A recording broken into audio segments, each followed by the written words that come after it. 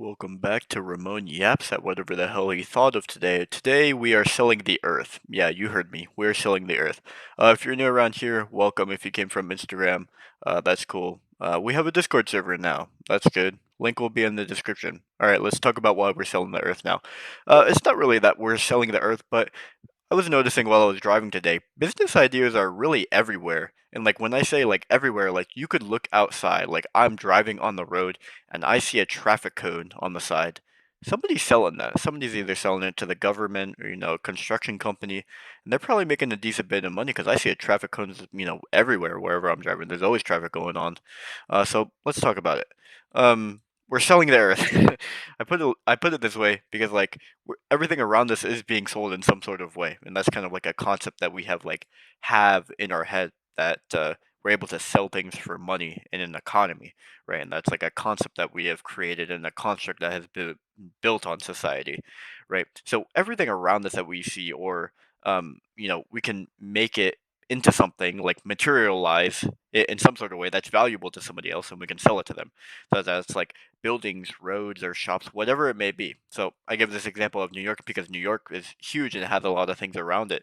So like, take for example, if we have like this street right here or something like that. I don't know if it's in New York or not. I just found it.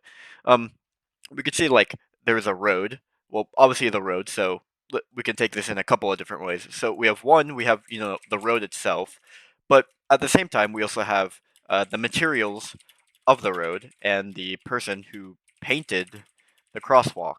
So now we have what? Okay, so now we have the manufacturing of, I know how to spell that right, paint and, I don't know, asphalt, which is inside of the road, and something that is on top of the road. Oh, but then you also need to consider this. Okay, cool. Now we have all of these components as well, but who actually paved the road? Person who paved the road.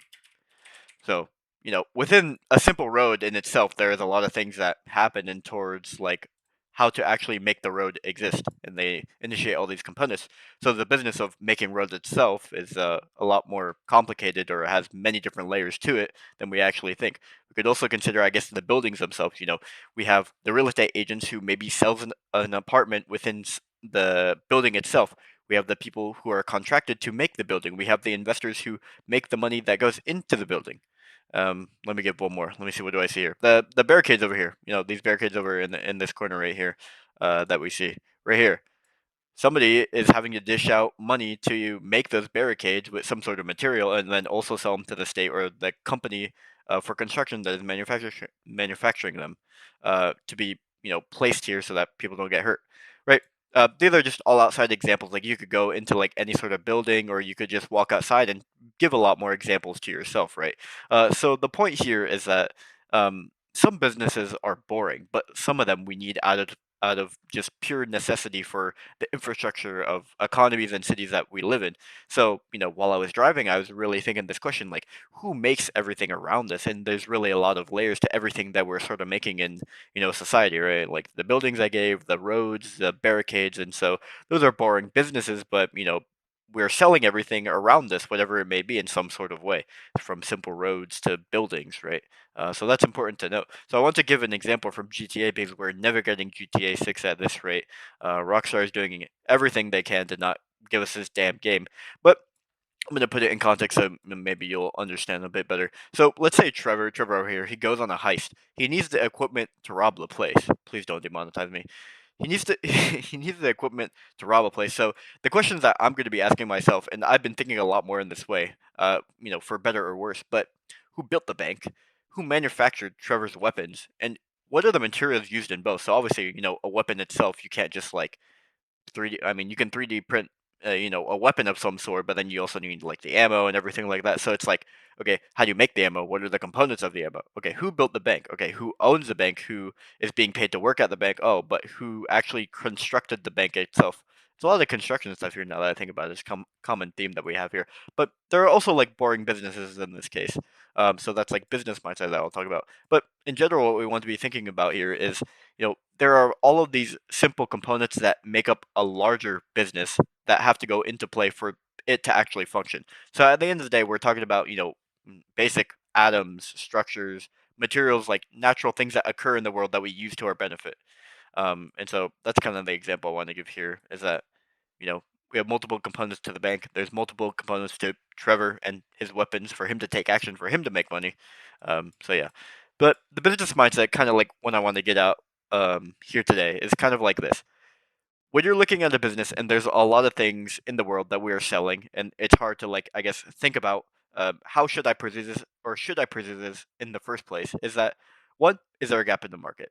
If, there are multiple banks being built and there's a ton of them around the world, is there somewhere where those banks are not doing something that I could possibly do and fill that gap in? Or you could just take the straightforward route and just be like, I don't really care. Um, if there isn't a gap in the market, I'm just going to go and I'm just going to compete with everyone else, and that's completely fine. Because sometimes, even when there is a lot of competition, there's still a gap in the market that needs to be filled for a particular area. An example of that, I guess, would be, I don't know. Let's say in China they have like a ton of opium, and the U.S. they want opium, but they don't have it.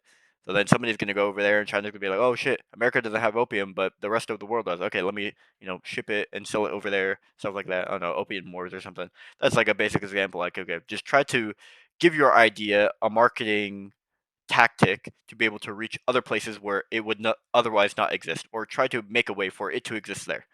And so that is like your solution. Like at the end of the day, you're trying to develop a solution to a problem, and that's what sells, right?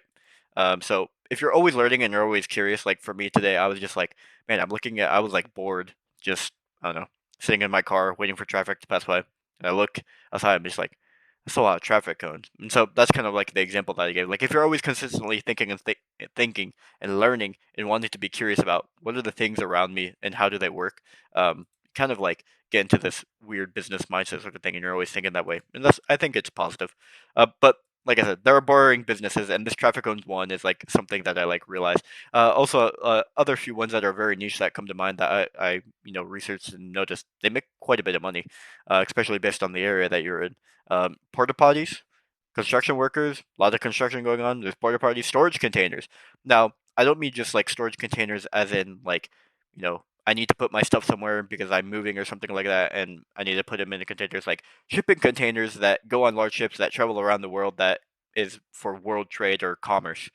That's pretty big as well. And, there's a bunch of monopolies, and but once again, there's like the monopolies of the companies that use the shipping containers, and then there's the people that actually, use the steel or go mining to make the actual containers.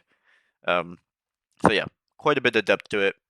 That's all my thoughts that I have for today, because yeah, we're never getting GTA, and business ideas are everywhere, but the Earth is probably going to be gone before we get GTA 6. So yeah.